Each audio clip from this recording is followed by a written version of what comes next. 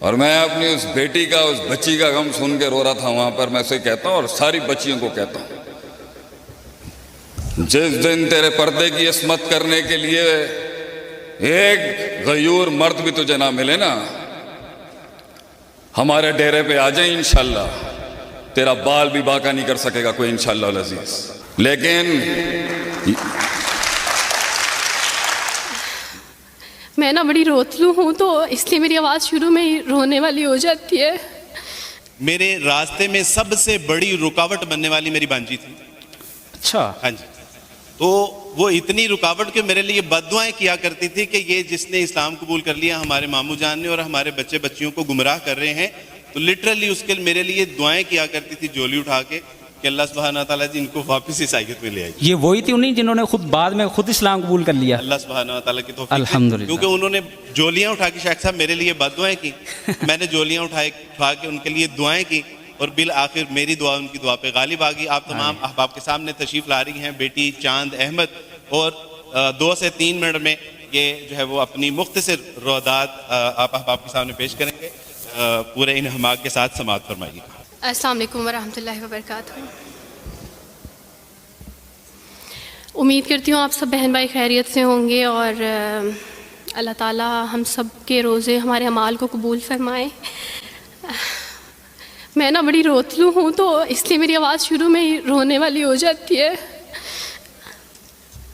ہاں، میں وہی انسان ہوں جو وارث ماموں کے لیے بد دعائیں کرتی تھی، لیکن میں ابھی پیچھے ایک بچی کو بتا رہی تھی کہ وارث ماموں اپنی جھولی اٹھا کے راتوں کو دعائیں کرتے ہوتے تھے کہ چاند اسلام قبول کر لے.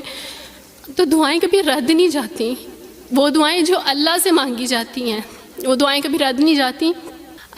میں نے اپنی 25 سالہ زندگی جو تھی وہ کرسچینٹی میں اچھی خاصی پریچنگ میں گزاری. میں چرچ میں پریچ کرتی تھی، کلام پیش کرتی تھی.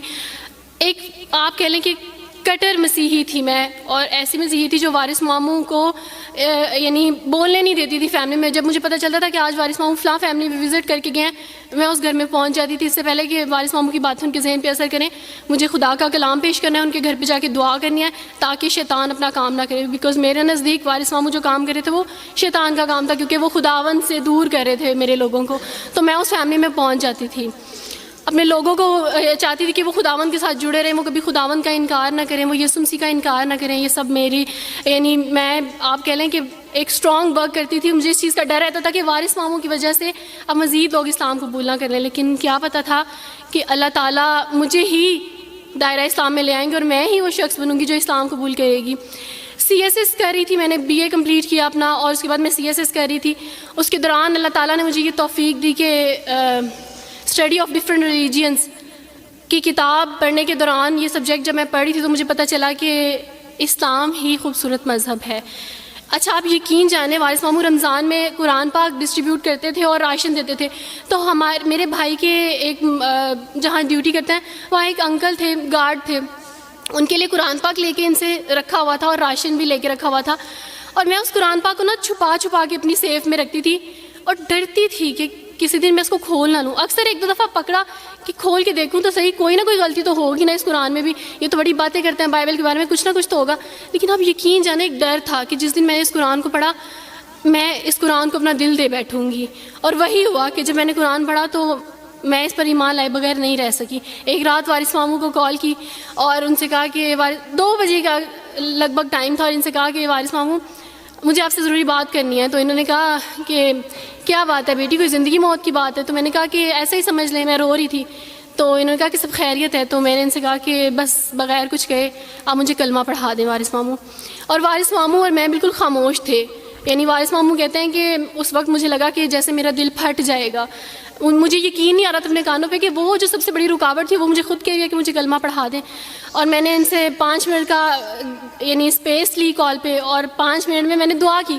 لیکن اس کے بعد میں نے کہا کہ اگر میں حق پہ ہوں، سچ پہ ہوں، تو بس پھر خداوند اس کو ہو لینے دے. اور وہی ہوا، میں نے اسلام قبول کیا. اور سوچا تھا کہ CSS کمپلیٹ کرنے کے بعد فیملی میں اناؤنس کروں گی، لیکن اللہ تعالیٰ نے کچھ اور منصوبے بنائے ہوتے ہیں، انسان کے کچھ اور منصوبے ہوتے ہیں. آپ یقین جانے میری فیملی کو جلدی پتہ چل گیا. ایک رات میرے بابا نے وارث ماموں کو گھر بلایا اور ان سے کہا کہ ہم چاند کی شادی کرنا چاہتے ہیں, آپ اس سے پوچھ دیں کہ اگر کسی کو پسند کرتے ہو تو ہم اس کی شادی اس سے کر دیں, ہم جو ہے نا وہ اس کی مرضی کے خلاف نہیں جائیں گے. تو میں نے ان سے کہا کہ آپ ایسا نہیں کر پائیں گے. انہوں نے کہا کہ نہیں ہم کر سکتے ہیں. مجھے یہ تھا کہ مجھے پچھتاوا نہ رہے کہ میں نے شاید اس دن پاپا سے بات کرتی تو پاپا مان جاتے. تو میں نے ان سے کہا کہ پاپا میں ایک مسلمان مرد سے شادی کروں گی, آپ ایسا میرے لیے کر سکتے ہیں؟ اگر آپ کسی مسلمان سے میری شادی کریں گے تو ٹھیک ہے, میں شادی کرنے کے لیے تیار ہوں. میری گھر میں ایک سناٹا چھا گیا اور اس خاموشی کے بعد جو ہے یعنی سب فیملی والے رونے شروع ہو گئے. انہوں نے کہا کہ آپ اپنے مذہب میں واپس آ جاؤ. لیکن یہ ہے کہ میں دین اسلام قبول کر چکی تھی. آپ یقین جانیں جس طرح لوگ مختلف ہیں اسی طرح ان کے مسائل بھی مختلف ہیں. مجھے مینٹلی بے انتہا ٹارچر کیا گیا. مینٹلی مجھے یعنی اس چیز کا احساس دلوایا گیا کہ ماما پاپا روتے ہیں. میرے پاپا نے آپ یقین جانیں خود کو پھانسی لگانے کی کوشش کی میری آنکھوں کے سامنے. میری ماما نے خود پہ پیٹرول ڈال دیا اور خود کو جلانے کی کوشش کی میری آنکھوں کے سامنے. اور میں اپنے روم میں بیٹھی یہ کہتی تھی کہ اللہ اگر میں حق پہ ہوں نا تو میری فیملی کو کچھ نہیں ہونا چاہیے. پھر بہرحال مجھے میری فیملی سے نکال دیا گیا یہ اس ڈر سے کہ میری وجہ سے دوسرے بہن بھائی بھی اس راہ پہ نہ چلے جائیں. اور وارث ماموں کو بلا کے مجھے گھر بھیج دیا گیا, ان کے گھر بھیج دیا گیا. جب میں گھر سے آ رہی تھی تو وارث ماموں نے کہا کہ بیٹی اگر آپ کا کوئی سامان ہے تو آپ لے لیں. تو میں نے ان سے کہا کہ اس گھر سے صرف ایک ہی چیز میرے ساتھ جا رہی ہے اور وہ ہے میرا نام جو ماما پاپا نے مجھے دیا تھا. میں چاند رات پہ پیدا ہوئی تھی اس لیے انہوں نے میرا نام چندہ رکھا تھا. بس وہ نام لے کے آئی. آپ یقین کریں ہمیں کہا جاتا ہے جبراً اسلام قبول کیا جاتا ہے. اسلام قبول کرنے کے بعد وہ جبر کیا جاتا ہے کہ آپ سوچ بھی نہیں سکتے. آپ کو اپنے ماں باپ سے ہی ملنے نہیں دیا جاتا, آپ کو اپنے ہی چھوٹے بہن بھائیوں کے پاس نہیں جانے دیا جاتا. آپ ہاسپٹل میں تھی ڈیلیوری کے ٹائم. آپ یقین جانے میرے پاس کوئی بھی نہیں تھا جو مجھے بیڈ سے اٹھا کے بٹھا سکتا. ایسے موقع پہ مجھے اپنے اپنوں کی ضرورت تھی لیکن میرے اپنوں کے جبر نے میری ماما کو مجھ سے دور رکھا, میرے بہن بھائیوں کو. میرے کرسچن کولیگس نے ہی میری فیملی کو پریشرائز کیا کہ اس کو فیملی سے نکال دیں کیونکہ اگر آپ اس کو ملیں گے تو مزید لوگ بھی عبدالوارث کی طرح چندہ کی طرح اسلام قبول کریں گے.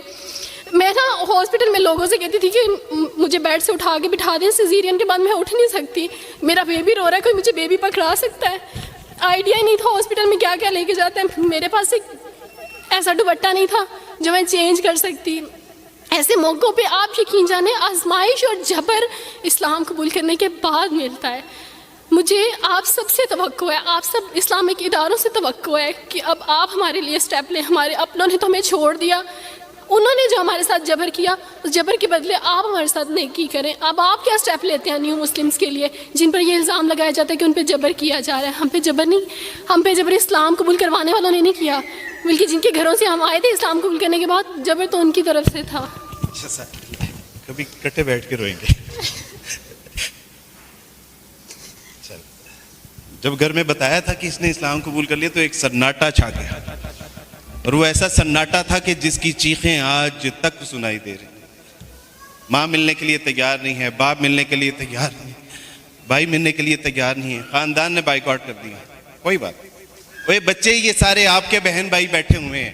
اللہ سبحانہ و تعالیٰ نے ہم سے ہمارے ناقص بہن بھائی لے لیے, لیکن الحمدللہ امت مسلمہ کے بہترین بہن بھائی ہمیں عطا فرما دی. اس میں ہمیں اللہ کا شکر ادا کرنا ہے. الحمدللہ.